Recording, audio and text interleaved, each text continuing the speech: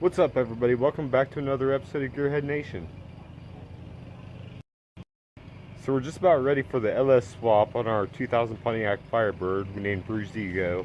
We have one more thing we got to do though before we can start putting the engine in. That is getting rid of all the Hvac. As you guys know, this is going to be a drag car, so we don't need that shit where we're going. So let's get on it. Alright guys, so I'm here inside the car. I've got the trim that goes around the instrument cluster popped off, and I've got the trim that goes around the stereo and HVAC stuff popped off. Luckily there wasn't no stereo to contend with, so that leaves that out of the equation. But I will start off by removing the instrument cluster. Alright, I've got the instrument cluster removed. All it is 4 9/32 screws holding it in.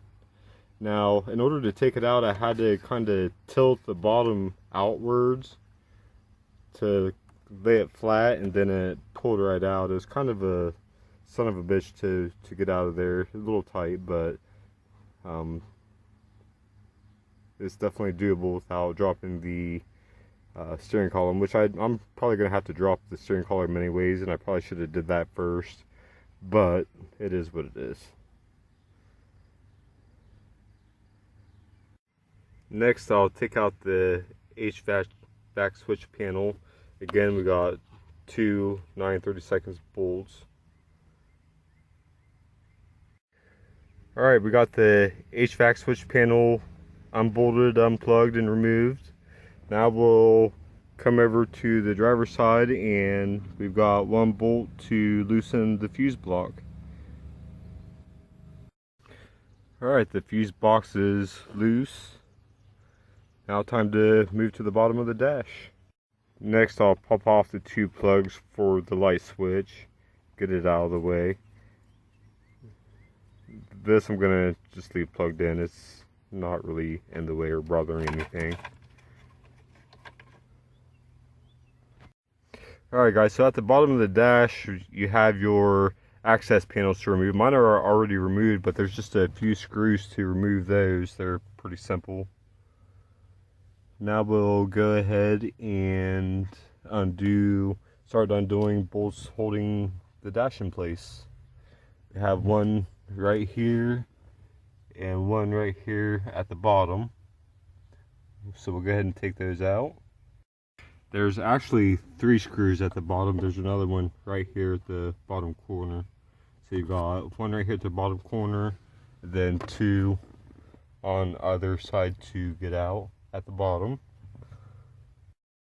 Then at the top of the dash, with the dash pad removed, you've got 5 screws across the top.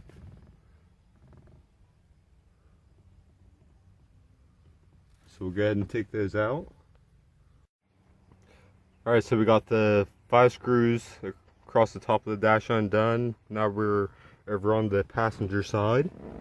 So again, my access panel down here is removed, but you will need to remove that. There's just a few screws holding it. And let's see what we got to do to remove the glove compartment. On the glove box, it's kind of hard to see, but you got 2 screws holding it, it looks like, and one on either end. So we'll go ahead and remove those. So actually on the glove box you had 3 screws to remove. You got one on either end and one in the center, and then it comes right off. And then we have a screw here and a screw on the other side to remove. Alright guys, so I've got the dash out. I had a few more bolts along the perimeter of the glove box to get out, and there's also a couple of screws here at the corner and there at the corner as well to get out.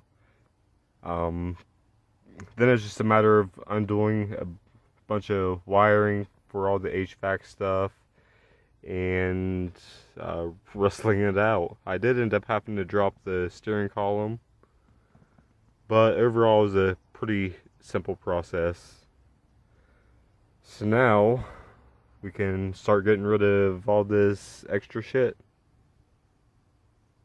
Alright guys, we are running out of daylight, so I'm going to call it a day there, and we will get started again tomorrow. All we got to do now is, with the dash removed, we can start removing all the Hvac stuff and all the duct work and start losing some light and creating room. Alright guys, it's the next day. Let's go ahead and get back to work.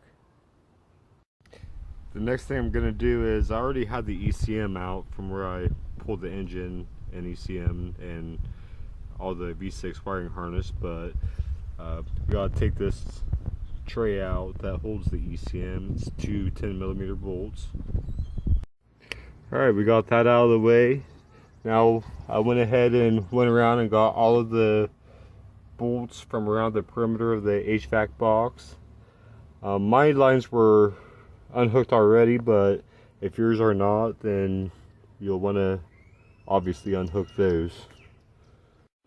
Alright guys, so I did find a third bolt. It's clear down at the end, kind of tucked up underneath. You'll probably have to feel around for it, but I did get it loose. You have to kind of go around and unseal the sealant to pull it off. But now we are going to pull the dash brace off, and all the Hvac stuff should pull out. You got two 10mm bolts on either side of the console.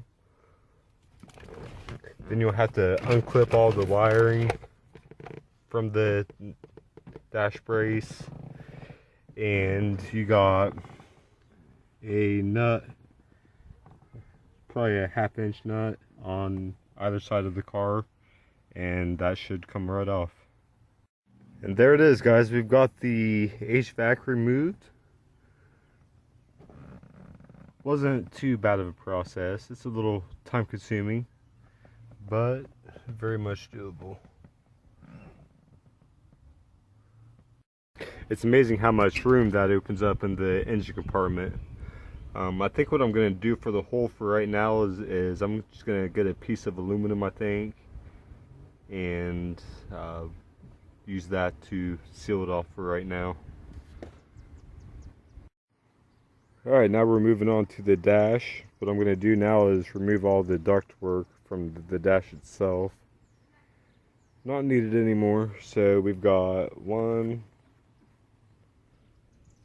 2, 3, 4 screws to take out of that, and it looks like that's it. So let's pop those out and get this duct work out of here. And then we've got one more screw to remove up here. Alright, we've got all the ductwork removed. Now we're going to get rid of this airbag. Looks like we've got two screws right there. And I'm sure there's going to be some other things we need to do to get that out of there. So let's find out. Alright, we've got the airbag assembly removed.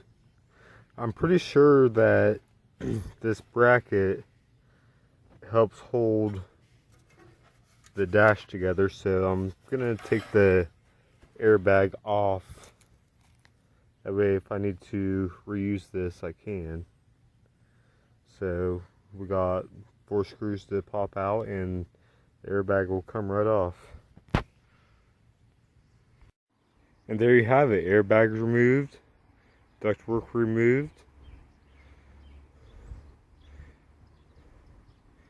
Got the bracket put back on, and the dash is about ready to go back in. I'm not quite going to do that yet though, because while I have the dash out, I want to fix all of these cracks.